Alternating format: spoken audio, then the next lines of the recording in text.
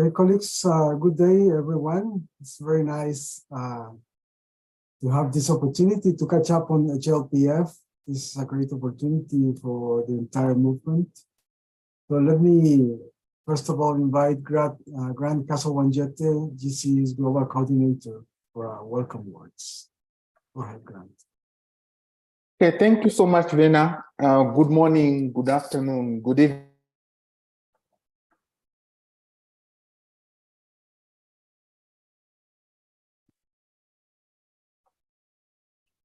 So it seems that we have some problems with Grant's connection, but I'm sure that we will fix in a couple of seconds.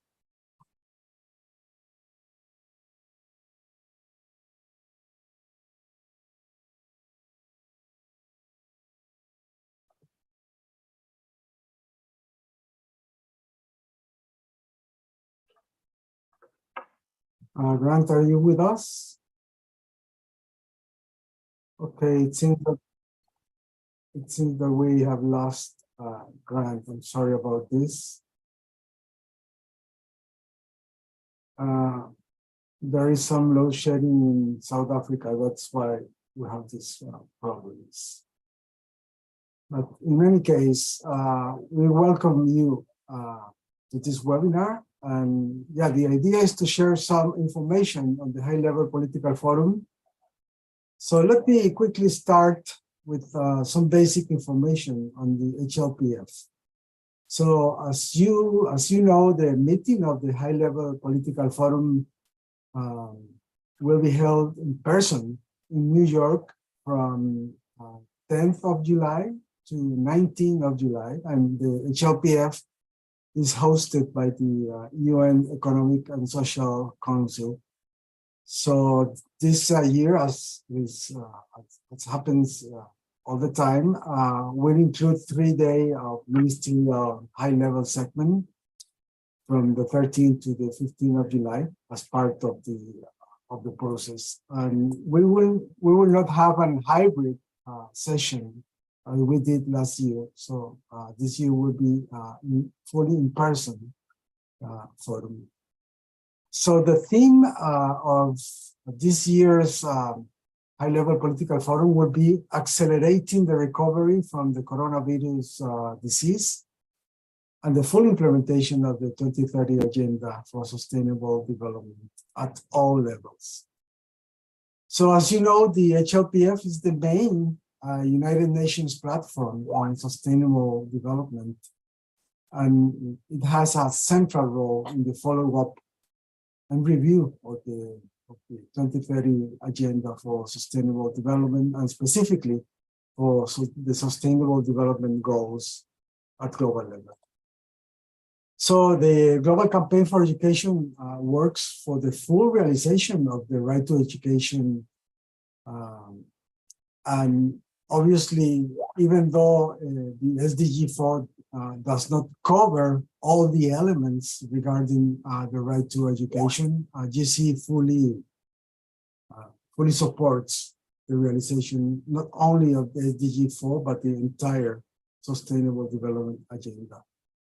So as part of its follow-up and review mechanisms, the 2030 Agenda encourages states to undertake regular and inclusive reviews of progress at the national and subnational levels. And these national reviews are expected to serve as a basis for the regular reviews by the high-level political forum. So SDG 4 this year will not be reviewed. But as you know, education has several interlinks with the entire agenda. So it's very important to address and to contribute to the forum for GCE and for the entire movement. So this year, HLPF will review SDG 6 on clean water, SDG 7 on clean energy, SDG 9 on industry, innovation, and infrastructure, and SDG 11 on sustainable cities and communities, and also SDG 17, which has to do with partnership for the goals. So you have to know also that SDG Summit is happening in September as part of the General Assembly, the UN General Assembly. So HLPF would be also useful for as a preparatory process for the SDG Summit in September. Now, member states have stressed the need for the HLPF to promote transparency and implementation by further enhancing the consultative role and participation of major groups and other relevant stakeholders at the international level is important in order to make better use of our expertise as civil society. So the major groups and other stakeholders include non-government and non-profit organizations, also business and industry and local authorities, among others, and obviously civil society organizations.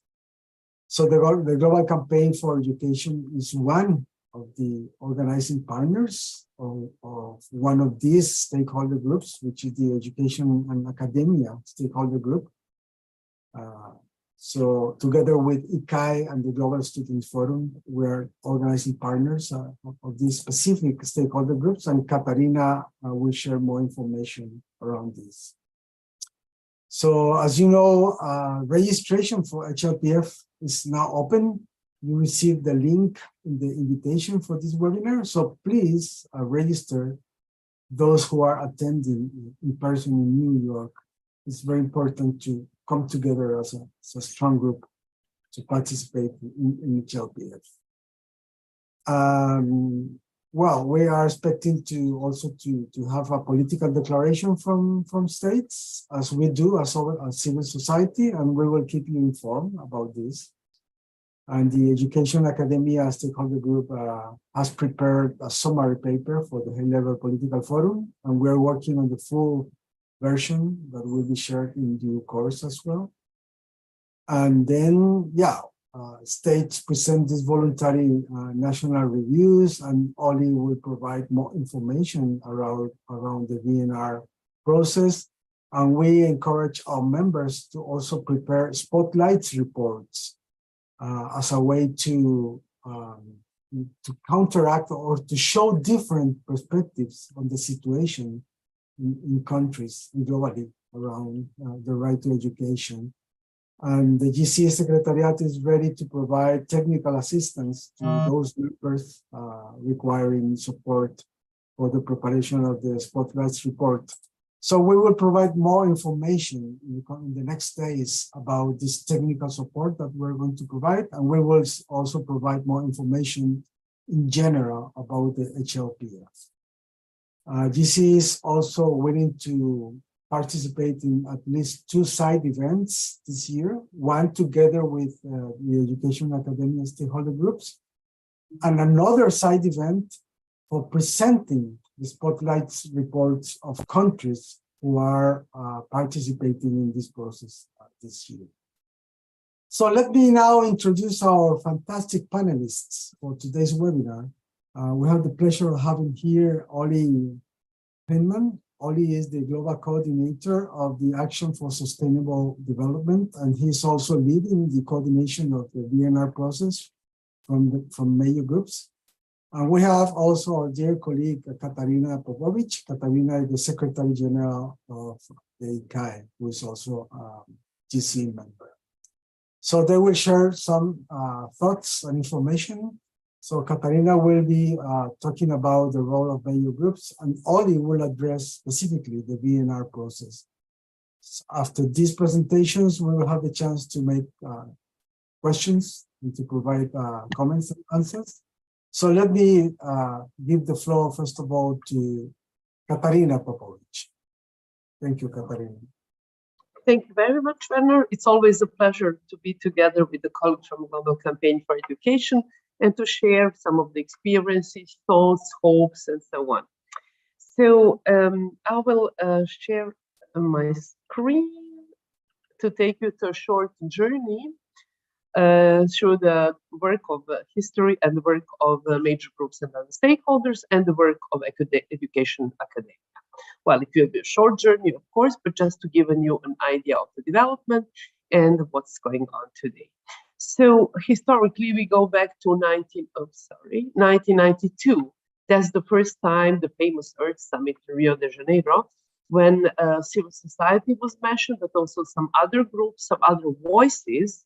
There was this awareness that UN and UN events and spaces are not only for the governments, but also the other voices from the society should be represented there. And the major groups were introduced and they got the right to speak, to take part in the activities. And there is this famous document, The Future We Want, that explicitly involved major groups in all the matters related to the sustainable development.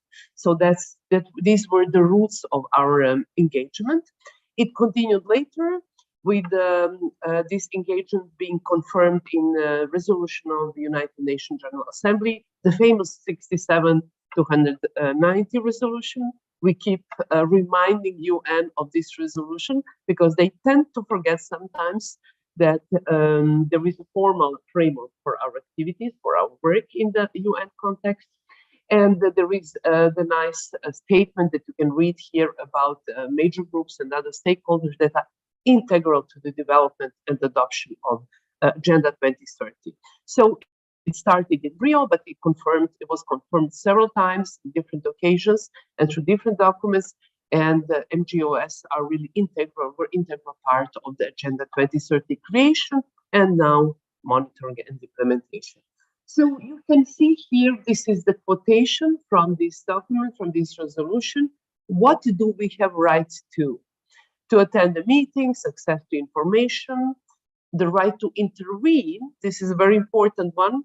Sometimes it reduced to 2 or 3 minutes. Sometimes we have an opportunity to give more input, but important is that we have a right to intervene, to raise the voice, to talk.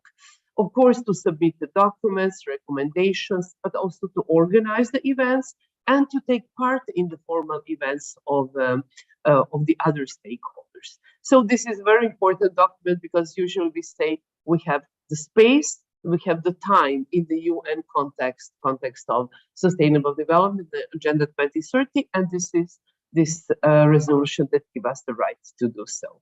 These were the first 9 major groups that were established at that time.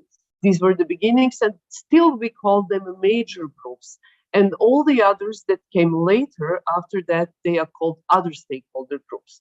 Not that this difference plays any role today, but it has more historical rules. But if you were wondering why there are major groups and other stakeholder groups, there is historical reason for that.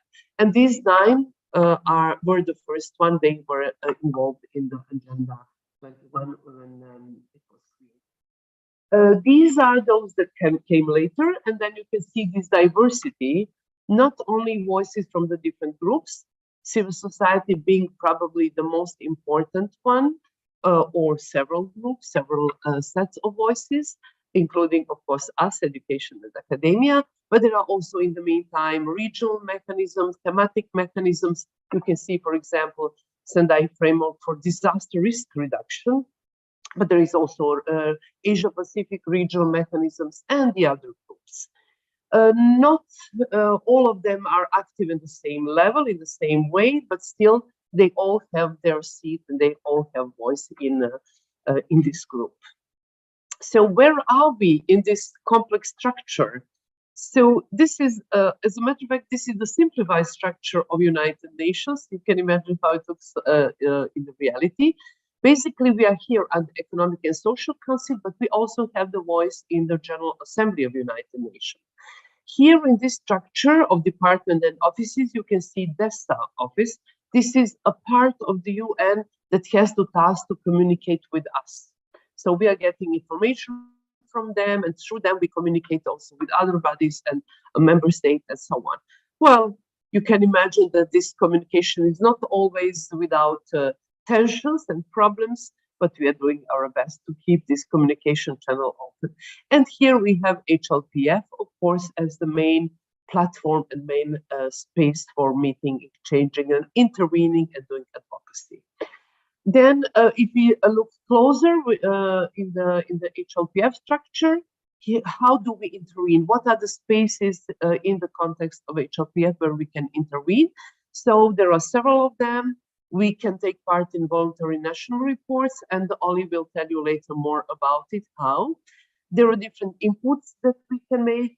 We can also take part in thematic and SDG reviews and regional level, national, subnational level. And of course, we take intensively part, we participate in the negotiations about ministerial declaration. It is done and adopted by the member states. We do not have right to vote, but we do have the right to take part in the discussions, and they're already going on. Again, with some tensions, but this is also expected. So now I come to the major groups and the other stakeholder groups. This is a very simplified structure. There are these different organizations worldwide. Then they take part in one of the major stakeholder groups. For example, we have national regional organizations. Here we could have ICAI, Global Campaign, and some others, of course. And then together we join as our small umbrella. We join under Education Academia. But as I mentioned, there are the others. 22, maybe 23, I'm not even sure. So, and this is the structure, how we take part. So from each of the groups, there are chairs, there are representatives in the so-called coordination mechanisms. We used to call it steering group. We are not really steering, coordinating, so, and making communication easier and the decision-making process easier and more participatory. So Education Academia is together with these are the 21, 22 groups, and we also have our seats in the coordination mechanism. There are 2 or 3 of us, so we have 3 co-chairs, one from each of the organizing partner, Global Campaign for Education, International Council for Adult Education, the Global Students Forum. So each of the organizations has one representative. So here we have, of course, Werner, me, and there is Sebastian Berger from Global Students Forum. So we take part in the coordination mechanisms and its work. So what is the work of coordination mechanism? I will not go to the details because we will make this presentation available, of course. This is, again, quotation. So what do we have a right to do? How do we intervene? And what is our mission? So as you can see, we facilitate, we take part, we are involved, but we also make sure that our constituencies are involved and so on. So how do we work? Usually people think that HLPF and this Agenda 2030, we meet once a year in July to discuss the progress and monitoring the results of the Agenda 2030. But as a matter of fact, this is an ongoing work. So we have these coordination mechanism meetings. This is 1 or 2 in 10 days, and more with approaching HLPF. We have regular meetings with the DESA, the department of the UN that I have mentioned. We have regular meetings with the president of ECOSOC, sometimes with the president of General Assembly, with the co-facilitators, and co-facilitators are two people, representatives of the governments, who coordinate the process and negotiations about ministerial declaration. So very important. So we meet them also.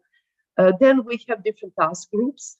Werner and I, we are taking part in the advocacy task group. Then we are in the communication task group. There is voluntary report task group. So this coordination mechanism is divided for the easier and more efficient involvement into different areas. So we take part in these overall meetings. We take part in the meetings of the subgroups of task forces. We meet with the representatives of UN. We meet for the special occasions. So that's why it is the really ongoing work throughout the year. Of course, the peak is at the HLPF in July, but the preparations are ongoing. And here you can see also the roadmap that we have prepared for engagement and participation in HLPF summit. So now coming back to Education and Academia Stakeholder Group, we are one of the few younger groups established in 2016. And of course, as Werner announced at the beginning, we bring together human rights-based education civil society organization and academia, so university and university departments, but of course not all of them.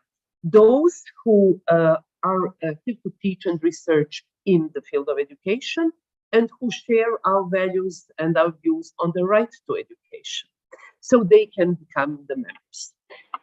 You see here the organizations that are partners, and I mentioned already that currently we have 3 organizing partners, GCE, ICAE, and GCF.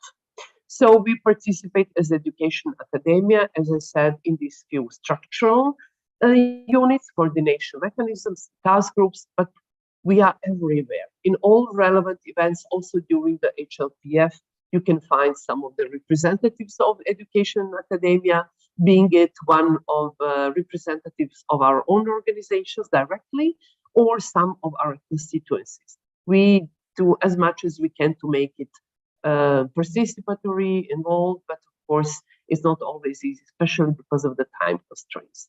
Here, just a few illustrations of our work. So we have the web page with the basic information. Then there are inputs that we give, for example, sectoral papers every year. We give input to the thematic groups, still not finished for this year. We are working on this. You can see some of the meetings. We take part, as I said, in the negotiations about ministerial declaration, and we make sure that education is mentioned there. This is the timeline for this year. So you can see from October last year until the September 2023. So this could be your guideline also, and an overview of the activities, steps and measures. So we also help our members to participate in the HLPF in various events, because it's very complex. The program is huge. Here I have copy and pasted only part of the beginning of the program. So there is formal programs, there are side events. So if you are a newcomer, if it's your first time, it's really difficult to navigate through this. So we help our members to go through that from the registration for the HLPF until the participation and choosing the right events. So we organize side events. So this is just the one from the last year. We take part in the formal events. And there are also some additional events. You see that was the recent one in April, which was interesting also for our members, because we also have both youth and adult education. So it was ECOSOC Youth Forum and a few others as well.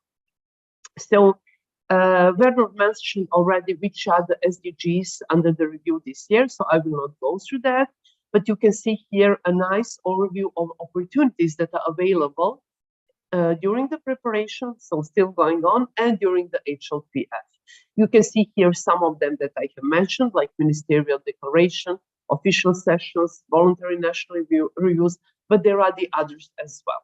So plenty of opportunities to engage. Not easy to navigate, as I said, but this is our role to help you to navigate. So what we are also trying to do and to achieve is to bring the other achievements, the other results, the results from the events we took part in, or we have organized and co-organized, to let them flow into the high-level political forum. For example, Transforming Education Summit, we were actively involved and we made sure that it's really transformative and the issues like right to education, inclusive, diverse education, that they are represented there. So we are trying to bring the results from the Transforming Education Summit to HLPF. Here we have Competas 7 for adult education and lifelong learning, also including the results.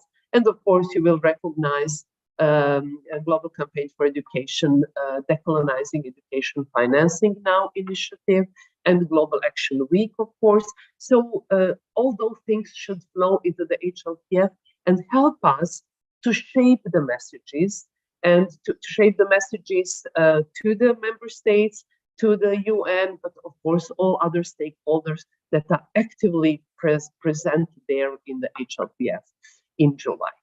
So, and I will end, because I just have like 1 or 2 minutes left, so I will end with indicating a few challenges for the civil society participation, which includes, of course, education, academia stakeholders.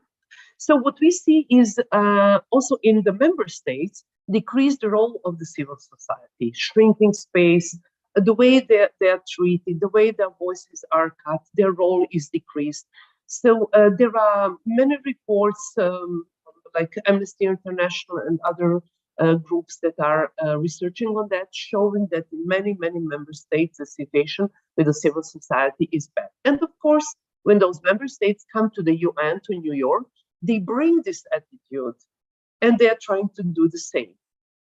So also in the UN, in the context that I've just described, there is a decreased role of the civil society, unfortunately. Despite all the declarations that I have mentioned and our legal and moral right to participate, there is still an attempt to shut up our voices and to cut our. This is one of the challenges. The other very important challenge is increased private and corporate influences on the UN. Again, there are very good researches. It's not just like rumors, you know, it's something that we have observed, as we did during the HLPF, but very clearly, especially after the financial crisis, UN is out of the money. And of course, they turn to private and corporate and corporations, private foundations also. They support massively UN. And you know the saying, those who is playing the pipe is choosing the music. So be afraid that they have increased influence, and at the same time, the voices and the influence of the civil society and of the citizens is decreased. And of course, these all tendencies are part of the dominant neoliberal discourse with commodification of education and all the social services. And part of this neoliberal discourse is also the decreased role of the citizens, which reflects also, has its reflection in the decreased role of the civil society in the whole UN context. And finally, COVID-19 brought up this intensive work that we have experienced in pre-HLPF, online and hybrid formats of the HLPF. And of course, hybrid means decreased chance for the advocacy. That's what we have experienced, and we are really glad that we are coming back to the physical format, and we hope we will compensate what we have missed in these 3 years because there's online attempt and continuous effort to raise our voices. But so you might wonder, if the situation is like this, why do we still need to be engaged? So our pessimism and our fear because of those challenges is combined with the hope and with optimism. UN, and especially Agenda 2030, UN is the only multilateral mechanism. We have multilateral space where we have also different players, and by the mandate, we have to be included and they have to listen to us. So we have to remind them of their mandates, the UN, but this is still the best global space we have to work on. And that's why we keep trying to raise the voice and to be active and present there. And Agenda 2030 is our holy book of the global development. I mean, just having the Agenda 2030, having 17 goals, where all the countries, all the member states agreed about that. They agree that we need to reduce poverty. We need equity. We need the right to education, quality education, and so on. This is still an achievement, and this gives us a great instrument to remind member states, our own governments, but also to remind UN and other global organizations of the mission and what they promised to do together with us. So that's for the input, and of course I will be open for the questions and comments. Werner, over to you. Thank you so much, dear Katarina, for this fantastic presentation, as always. There is this sensation, there is this feeling that civil society is kind of losing space and losing momentum within the UN. And there is also this sense of the corporate sector taking over of those spaces where used to be part of the role of civil society. So this might be some questions and comments that after the presentation we will be because it's not only the sense, there are something we observe. There are researches proving that. There are events, there are studies. Okay, so let's save this for the end, and maybe we can discuss and take some questions and comments from our colleagues. So VNRs, voluntary national reviews, are the way to address progress at the local level, at the country level. That's why it's so important. And states and governments are called to present the situation. We have seen that sometimes governments just show a kind of touristic information on their countries instead of having a critical view of the situation of the Sustainable Development Goals. So we have Oli to talk about VNRs, and maybe after Oli's presentation we can discuss a bit further on these things. Oli, the floor is yours, please. Thank you so much, Werner, and thank you for the invitation to join you all today. It's great to be able to connect across the different major groups and other stakeholders. So I'm one of the organizing partners at the NGO major group, and as Werner explained, I also serve as one of the co-facilitators for the VNR task group to try to bring in diverse voices from across all the different stakeholder groups into the VNR process. So I'm going to show you some steps and talk you through how that process works. And I'm also very happy to stay on for a discussion afterwards. I'm going to see if I can share my screen now. Hopefully you can see my screen. Yes, we can see it. Wonderful.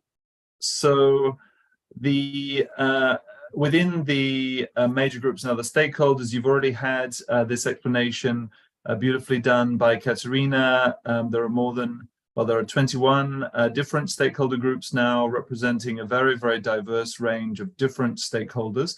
And it's really important that all these voices can be heard throughout the HLPF process. Again, I won't repeat what Katerina has said, but we do have a very strong principle of self-organization, and across the coordination mechanism of the major groups and other stakeholders, we have specific task groups looking at different areas. And in this case, I'll be talking to you about the task group on the VNRs. So what are the VNRs? Why is it important?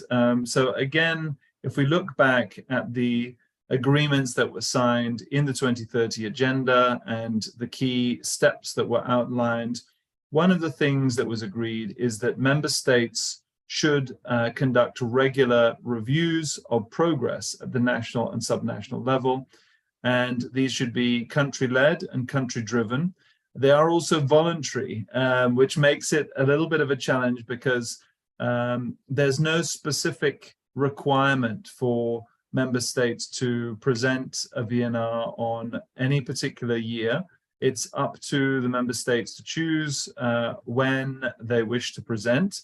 And it's also because there was this language around it being country-led, the member states are the ones who, in a sense, are able to design the process at the country level, depending on their own particular context. And so This can make it difficult for civil society because we know that some governments are more open to civil society than others.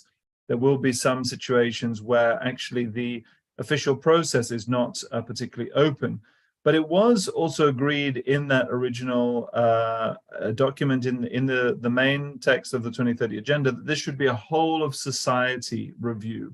And that's where we have the right to intervene. So a whole of society review should include all the different stakeholder groups that we've highlighted.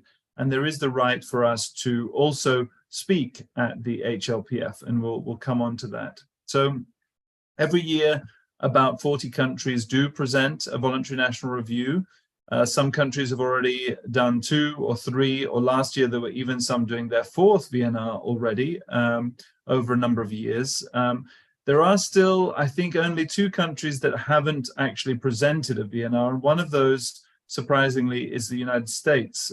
So we hope that they do finally present a VNR. I think the previous administration in the US was less friendly. We'd hope that now with Biden, they will do one. So normally a VNR is a written report that the member state presents, and they would have the opportunity then to make a short presentation at the HLPF. And we as major groups are able to ask a question and to make a statement in response.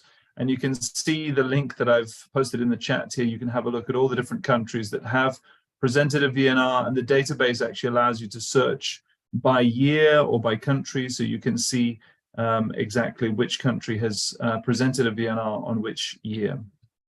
So for us as civil society and stakeholders, there are 2 different ways that you can engage. One is at the country level, as part of the process of the country's drafting of the report, to ensure that this is a whole of society review. And so member states, governments are supposed to organize consultations. They are supposed to present a draft that people can comment on and provide additional inputs. And in some cases, they actually provide quite a lot of opportunity for inputs. I know that Finland, for example, they had the official view on each goal on one page, and they had the civil society view on the next page, so giving direct visibility to civil society views. In other cases, we encourage people to present their own shadow report or spotlight report if it's not possible to include your views in the official report. And then secondly, we'll come on to the process to engage directly in New York during the HLPF, and that's the second way that you can also engage. So first of all, in terms of the national level, the member state engagement, these are some of the recommendations that have come up through the discussions over recent years, and these are some of the points that we often raise with UNDESA to ensure that the space is open. First of all, member states should have some kind of stakeholder engagement plan, and to set out broad-based consultations, including in different geographic areas. They should have different methods to engage, which are fully accessible. So that includes in-person meetings, but also online options to allow for confidential inputs as well.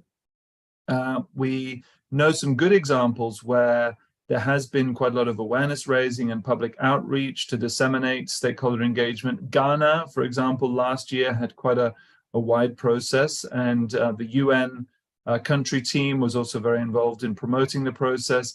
Previously in India as well, a few years ago, there were 17 different consultations in different parts of the country to try to bring in diverse voices, and particularly to reach those who are normally left behind. And that's really important because, you know, if a consultation is just happening in a capital amongst those who are already well connected to the government, it's unlikely to reflect the reality on the ground.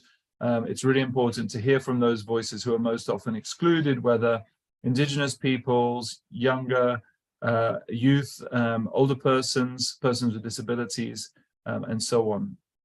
So we've also seen, as I say, some good examples where the UN country teams have helped to bridge that gap and to enable a wider dialogue. The same thing also happened in Kenya, where there were county level dialogues in Kenya. And again, the UN country team has been very helpful. This year, Zambia has quite an extensive process underway that we understand. Chile as well is presenting a VNR this year. So if you're active there, it's a good time to reach out and find who's active in your government. So each year there are some examples that are better than others. And then there are also even some member states who actually provide support for a stakeholder to join the official meeting in New York and to be a speaker. And that has been the case in some examples like Denmark, for example. So once the consultation has been conducted, there are different ways that that input can be included. So, for example, including specific chapters from different stakeholders in the main VNR, and that was the case, as I said, in Finland, where stakeholder views were included side by side with the government's view on all SDGs. In other cases, it might be that the government includes a case study of a particular expert or a particular part of the country that is delivering on the SDGs, or they might have an annex at the end that includes spotlight reports or specific reports that have been done by different stakeholder groups. And that was the case, for example, I think with Ghana and some others, where rather than including it in the main report, it was included as an annex and was also able to shape some of the thinking of the government post VNR on what actually happens on the ground.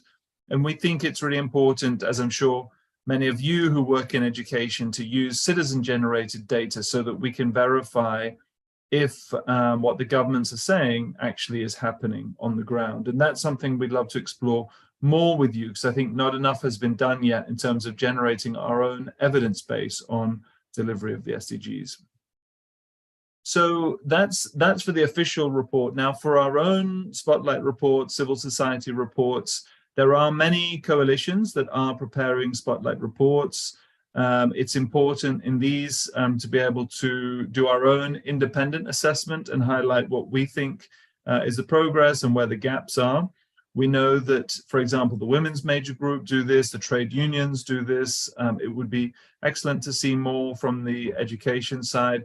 From the NGOs side, we actually provide a little bit of support thanks to the Swiss government and the Danish and even the Korean governments to national coalitions of civil society that are looking to host Spotlight reports and their own consultations. And we'd be very happy and welcome partnership and collaboration with your networks also at the national level.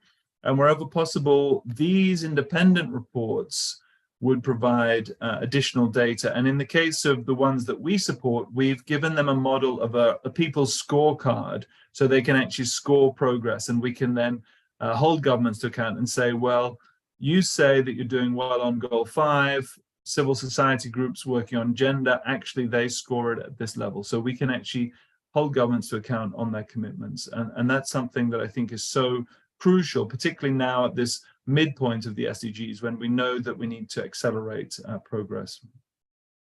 So coming on now to the third part, which is how you can engage in New York. So once the process has already happened at the country level, there is also the opportunity to engage directly at the HLPF. And for this, as the major groups and other stakeholders, we sent out a questionnaire that was already out in December. It can still be filled in. We promoted it heavily in the early part of this year, and we also had webinars in February, which I hope some of you were able to join at the end of February, and those are available online as well to watch again with UNDESA. At the moment, we are trying to finalize the lists of all those who are active and interested in each country. And that's going on at the moment within the working group. And the idea is that we then help to bring together the groups of those who are interested and active in each country to prepare their own short statement that can then be read at the HLPF. So that's the process we're on now. So we're in point 5 and 6 of this PowerPoint, where the groups are coming together, beginning to have a dialogue and preparing a short statement which can then be read at the HLPF in July. And then it will be up to those stakeholders who are active in the country to nominate someone to then read that statement on their behalf at the UN, at the HLPF.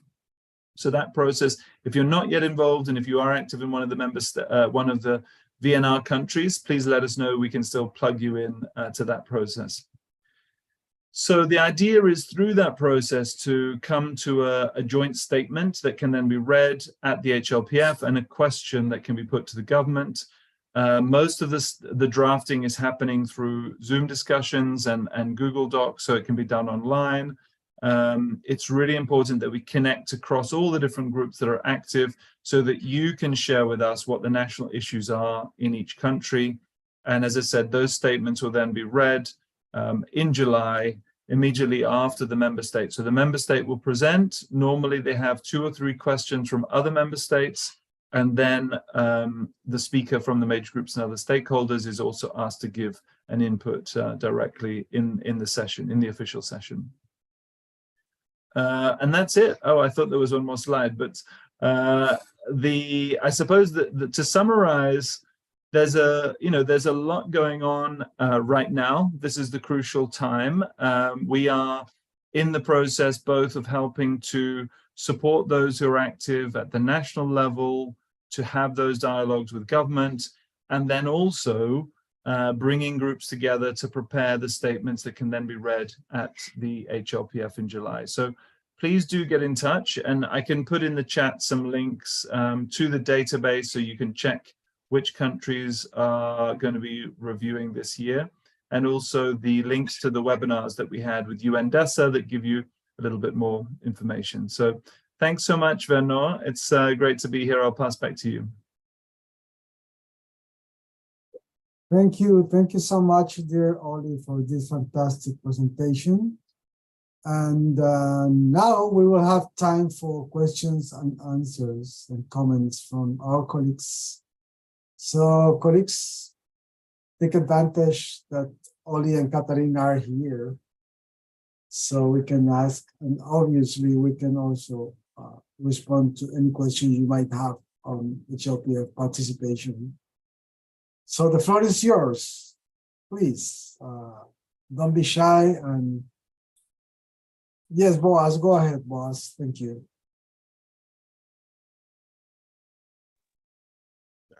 Hello, I hope you can hear me. Yes, we can hear you. Yes, thank you, Vernon. Thanks to the GC Secretariat team and to the key presenters. I think Katrina was very succinct on our presentation, and I think even Oli has also helped us a great deal, particularly on the VNR processes. I just wanted to make a few observations from the Africa standpoint. I think particularly when the VNR processes and the way the civil society engages in these processes, it started very well, and indeed I think we've been very appreciative for the support that emerges from the GC desk in trying to help the national education coalitions and the members of civil society that are not necessarily within the coalitions to understand how they can engage in the processes. There are only a few things which we may need to tighten up. One of those is the aspect of doing, the materials that we develop that can enable the coalitions to network with similar coalitions, dealing with water, for example, water and sanitation, dealing with health and all that, because we realize that when you take such a broad-based approach, then you'll be able to see the interlinkages between these various sectors. And indeed, for us, I think that is important because we've seen what COVID taught us, that when delivering education, security is very important. Health is very important. Water and sanitation, those categories are very important. So I would be suggesting that we organize this in a way that the way we do the GAWE, we see how how importantly, just before the VNR processes begin, that we are able to bring the coalitions up to speed and particularly work with them all the time to understand and to see how they engage, and specifically generate sufficient knowledge and information at the country level, because there are also some information gap with the general public, even when a particular country is undertaking the VNR. So I'm suggesting that we look at what lessons that we've learned, we inbuilt in the subsequent participation. And indeed, I really like it that whenever we have the high-level political forum participation, I think the voices of civil society has been strong. That one we have to give a thumbs up, and we need to continue scaling that up. Otherwise, I thank you very much. Thank you so much.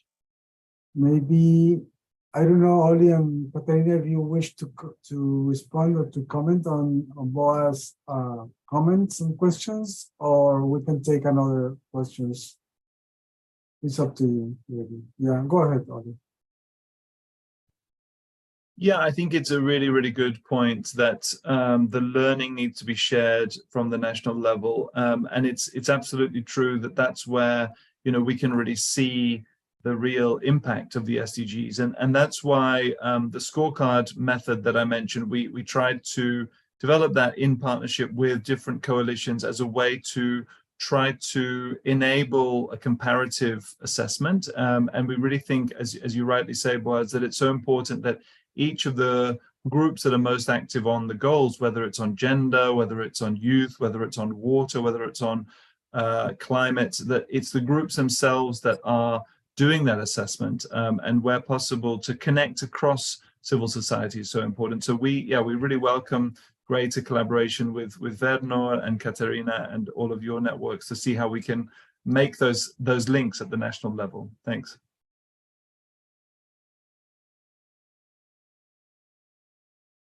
Thank you very much.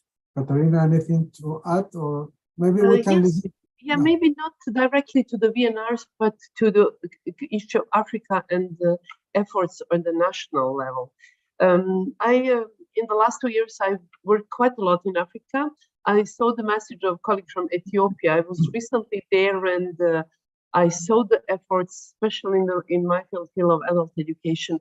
But what is important is work on national level, but I would also say regional. For Africa, whole Africa, or maybe 2 or 3 sub-African regions, we have recently saw that it could be more fruitful than we expected.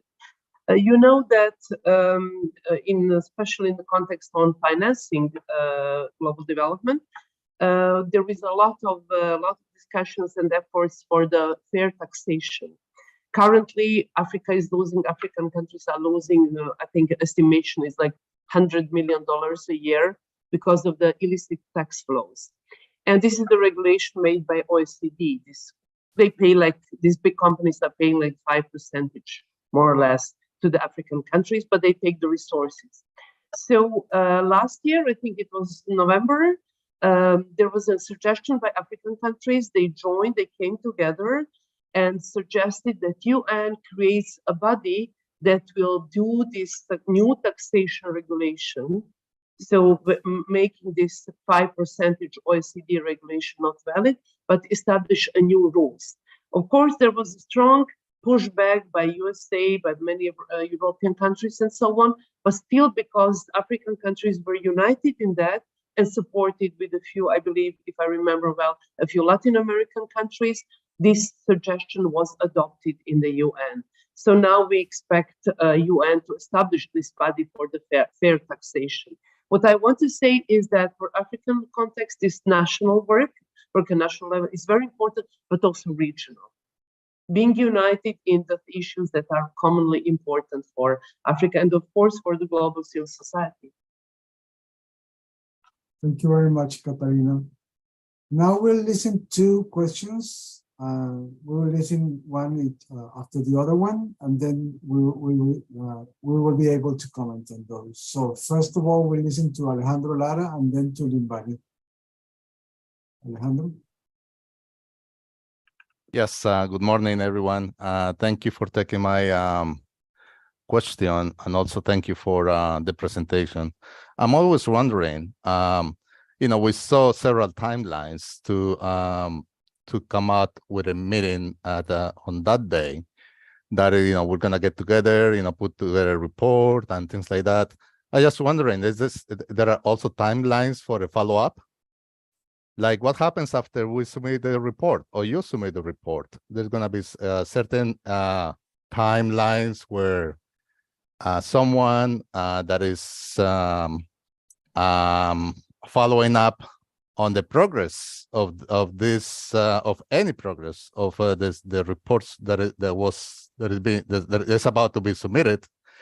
So yeah, the question is, so we don't get the feeling that there is one more report and it's going to be left up on the air. So when are we going to be here back of any progress? Thank you. Just a clarification point, Alejandro, you mean the VNR official report from government or the Spotlights report from civil society? Well, overall, because, there is no, again, we submit a report, we want to know, where it's going to be submitting any progress, any reporting, someone's going to be assigned to follow up through results, progress, and again, report back. Because, after that, then who knows what's going to happen, right? Okay, right. Thank you so much. We'll comment on that. And let's listen to Limbani before we provide comments to both questions. Limbani, the floor is yours. Thanks a lot for the wonderful presentations. I liked both presenters, and great to meet again, Katarina, after some time. Maybe from your presentation on the engagement, I wanted to know how we are collaborating with the local organizing team, because I think in the run-up to that forum in Ethiopia, I know it's good at international global level to be coordinated, but also to have a local organizing team working with the local civil society. So I just wanted to know how that is working, but also maybe just a comment and based on experience from, for example, the Incheon platforms and the SDG consultations. I think it might be a good idea that in terms of messaging, we should be very clear, especially few messages, few asks, not a volume of asks or recommendations. And also it might help to group them thematically so that I think it is easier to influence. We might really need to do strategic advocacy lobbying engagement, and also associating with the Secretariat in terms of influencing the outcomes paper, I think would be good. I remember during the Incheon summit, we volunteered to be supporting the Secretariat that was drafting the statement. And that meant that we're making our inputs directly into the outcomes document. I think maybe we could use similar strategies. And for Oli, I think it's great to really have these VNRs. And I just wanted to get clarification that the independent research by civil society groups, is it only welcome in the case where the government has volunteered to do its review in that year, or still CSOs can do their independent reviews and use them for negotiation and even to influence the government itself to come up with a review if it hasn't done so. I just wanted to get clarification. But otherwise, I think the idea of engaging CSOs is good. In Africa, especially in Southern Africa, we are doing Africa peer review mechanism, and like we recently were doing something for Malawi to see where we stand in terms of what we have committed to do and in actual practice. And I think we can align and also associate with the such initiatives that are going on in order to enhance the evidence that we are building towards the final meeting for the review. Thank you very much. Thank you very much, Limbani, for your few questions and comments. So we will let Oli to respond first because he has to leave earlier. And afterwards we'll listen to Katarina. Oli, please. Yes, thank you so much, Verno. I'm sorry, I will have to go very shortly. So I think that on the first point about, how do we have a follow-up after the VNRs? I think that's an absolutely crucial question. Unfortunately, as I said at the beginning, the way that the language was structured in the 2030 agenda, it leaves the power very much up to the governments. And I think that was a deliberate move by certain governments to keep this as a voluntary country-led process, which means that there is no real requirement for them to come back and demonstrate progress. And that's a big weakness of the HLPF and of the review mechanisms. In fact, the word accountability was deleted from the text and doesn't appear anywhere in the text. And so I think there is a gap there in terms of how do governments actually show real progress. And that's why we developed, with partners, this scorecard idea to try to have some way of measuring, has there actually been progress? And to be fair to the UN, the recent Secretary General's report does do some of that. And he does, the experts that have drafted that have attempted to measure progress. And as you saw, the UNSG speaking last week saying that only 12% of the goals are on target, according to the data they have. But on the other hand, he also highlighted that they don't have data on quite a large number of goals still now, 7 years into the agenda. So there are some big questions there around how do we even know if we're on track if we don't even have the data on some of the goals. So I think, again, the academic community has a really crucial role to play in terms of potentially filling some of those gaps. What data do you have that could be useful to fill those gaps? So I'd love to keep in touch with you on that.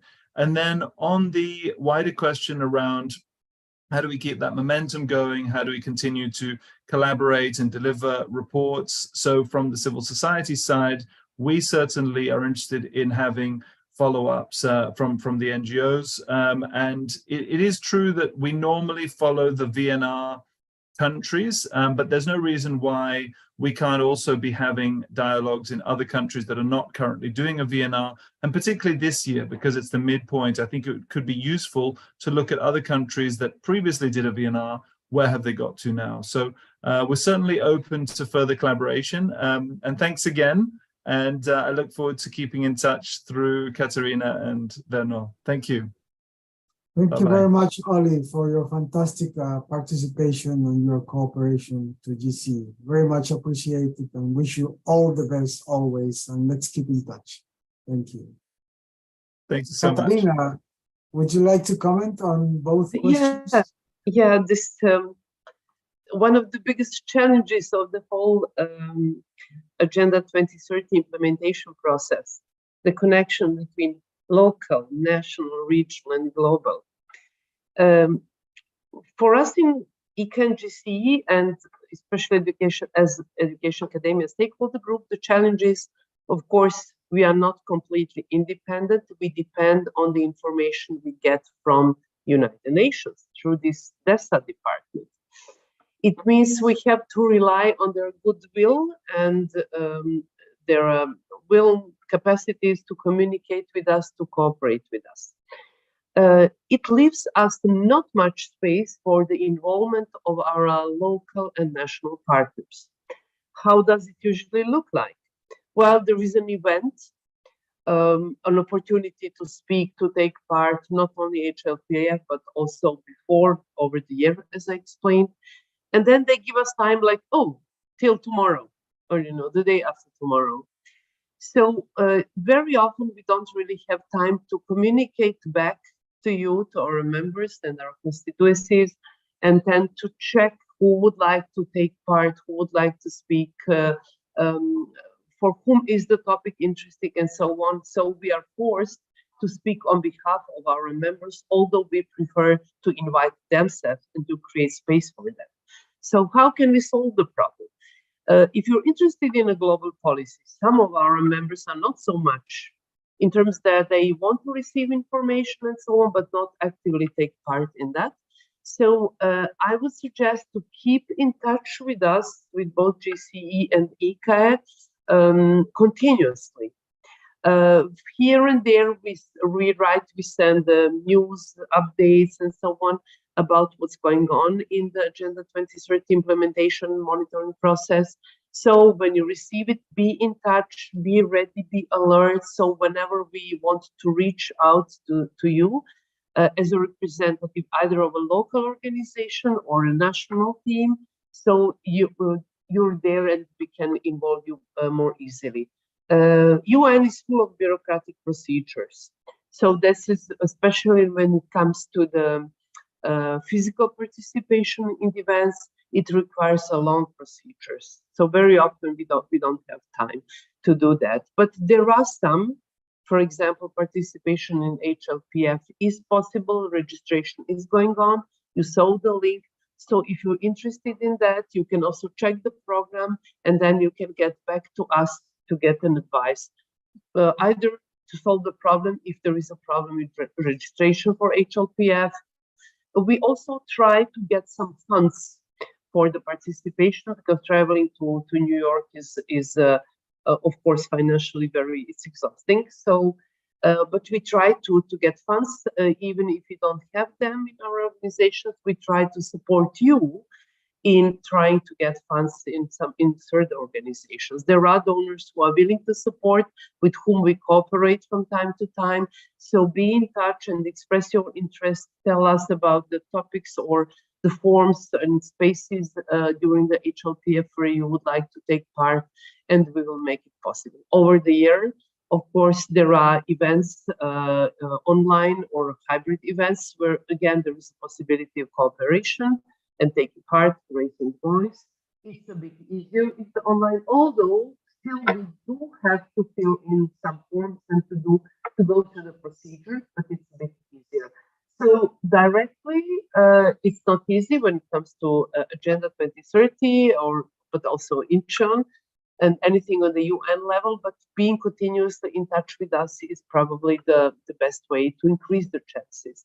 When it comes more specifically to the Incheon that you have mentioned, Limbani, or to the Confitea 7, we do organize the follow-ups that depend on us only, so for civil society, where the participation is much easier. So on behalf of ICAE, I can announce several follow-up events next, maybe second half of this year, but we will continue next year. So, and there will be for French-speaking Africa, so for English-speaking Africa, and so on. And you will get this information through the usual ICAE channels, through the newsletter and emails you receive from us. Of course, we also try to be in touch with UNESCO and to take part in the Confitea 7 follow-up meetings that they organize. But then again, it depends too much on UNESCO. They are more or less open for the communication cooperation. They have sometimes incredible deadlines, sometimes they don't listen and follow the agreement and so on, but we keep trying. So, but this is one track, the formal track. The other one is more for us and for our members to decide in a participatory way about how we are going to organize our follow-up, what kind of messages we are going to send, what would be our advocacy work. How can we support you in your national and local level? Of course, we have limited resources, but still we would like to, and that's what we try to do, to support the members locally, nationally, and regionally. And I'm sure that GC is doing the same. So there are several actions, several activities, and all of them are, the topics are around, of course, SDG 4, as you could see, and some of the important messages also coming from the other events, Transforming Education Summit and the CONFITEA 7. So again, following this communication and these initiatives of GCO and being in touch. I think I missed or I lost track. There was a second part of your question. If I haven't answered that, please do remind me. Limani is frozen. Connection. No, lost. I think you've done well. I think that is good. Oh, thank you. Okay. Yes. So let's be in touch.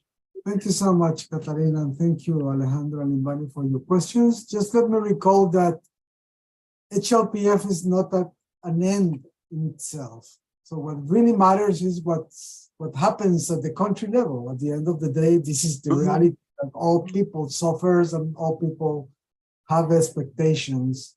So we should take HLPF as well as the reports and the declarations, etc., as advocacy tools for our work. So we can use the government's reports as a way to call for accountability of what they say. And we can take the Spotlights reports as a way to react in a political sense to those statements from governments. So let's not think that the HLPF would be the healing way to transform the world. No. I mean, we live in a political world, and the right to education is a political struggle. So we need to take seriously these situations. And yeah, sometimes we suggest that civil society organizations have the chance to join the preparation of the voluntary national reviews process as part of the government process. This is possible always, but we also think that keeping the independence from civil society is the best idea, because we are free to express ourselves in the best way possible. But you can consider both possibilities. That's perfectly fine. Werner, if I may add to this discussion, we are talking about, and Limani is also commenting about this interconnectedness of national, regional, and global level. So as the global organization, global networks, we do our best to enable this communication and to transfer and translate the messages from the global level to the national, local, but also to bring voices, as I said, as much as we can. But there is also another way how our members and constituencies can help doing their work at the national level with their governments. For example, when it comes to ministerial declaration or any other important decision that is made during the HLPF, sometimes there is a very strong pushback from the governments that are not supportive to the participation of civil society. They don't like us. They would like to kick us out of the process. They try to decrease the space and the time we're given. And sometimes we even fight over the ministerial declaration, over every single word. Should civil society be mentioned or not? Should major groups and other stakeholders be mentioned or not? What happens at that moment is we need member states to be, some of them to be on our side to push back or to fight back this attempt. And it happened already several times that we saved us or some of the issues that were important, some of them related to education, right to education, some of them related to gender. There were attempts to, just take it out of the ministerial declaration or to the civil society and so on. So a group of the member states who are supportive to the issue or supportive of the civil society, they would come together and then in official meetings say, No, they think the role of civil society is important. We should be kept there, and so on and so on. So you could also, on the national level, working with your governments. You're not doing something good for your country or for your region, but also for the global civil society, because those governments who have raised awareness about the role of civil society, education, gender, and so on, they will come to New York with this awareness, and this is, we can approach them, we can also refer to them, and we could then be allies with them in fighting for our common issues. So this relationship between local, regional, national, global is multiple, and we can support each other in both ways. Thank you. Thank you so much for this wise remarks. Colleagues, we have around 10 minutes left. So I wonder if there is another question or comment. If not, maybe just, I'm just reading the comment from the colleague from Ethiopia. He said he had problems with the connection. okay. Now I'm coming back to the political instability in Africa, indeed. And as the Agenda 2030 being the victim attention and so on. Yes, and we are very much aware of that. In all our work, we are very much fighting for more focus on Africa. I can tell you that in the CONFITES 7, when we were adopting Marrakesh Framework for Action, African countries were not mentioned. They said least developed countries, but not Africa as the region. So we were insisting as a civil society to add specific sentence on mentioning Africa and special focus on Africa. When it comes to literacy, we are members of this Global Alliance for Literacy.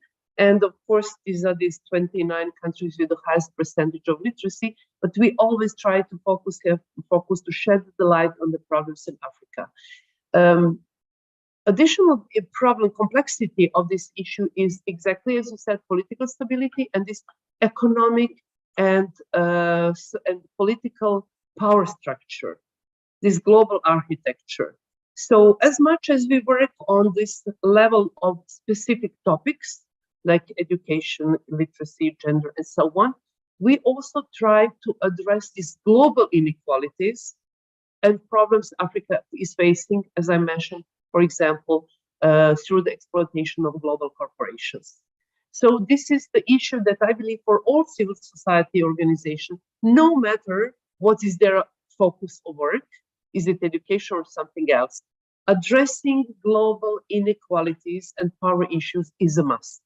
That's why in this major groups and other stakeholder groups, we work very closely with Financing for Development Group, or with the Women Majors Group, and so on, with all organizations that try really to tackle this issue of global inequality, especially having in mind in Africa.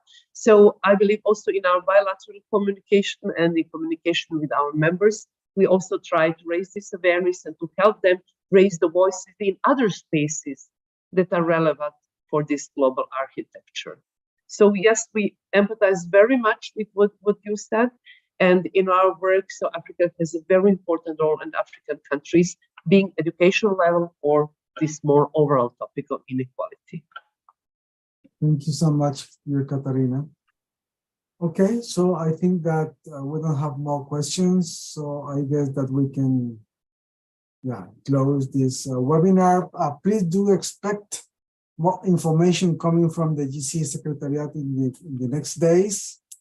We will be informing our strategy for HRPF, and please do register if you are planning to attend in person New York meeting. I think the deadline for registration is June, so we still have time for that. But please go ahead and do not hesitate to contact us if you need more information or support. And we will be informing when are we organizing this technical assistance for those colleagues, organizations that are planning to present Spotlights reports as well. Thank you so much. Have a fantastic day ahead and all the best always. Keep safe and see you next time.